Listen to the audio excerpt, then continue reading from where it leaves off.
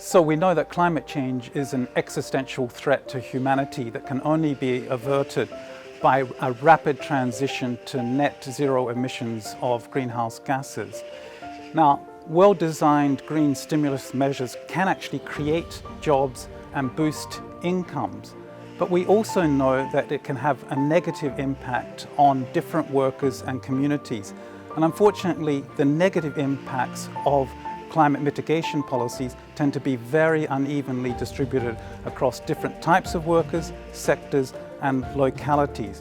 So what can policymakers do about this? Well, there's three things that we need to do to help workers move out of brown jobs to green jobs. First, we need better anticipation. How will climate change and mitigation policies affect workers? Which sectors will be most affected? We need to work on that, have better information on that. Secondly, we need to have targeted and timely intervention. So we need to ensure that we're helping workers even before they're losing their jobs, ensuring that we rapidly give them the skills training they need, give them the help about where they can find new jobs.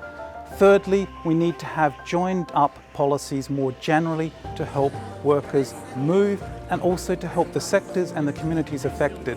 Local development, for example, to create jobs, help businesses to be more innovative are also important.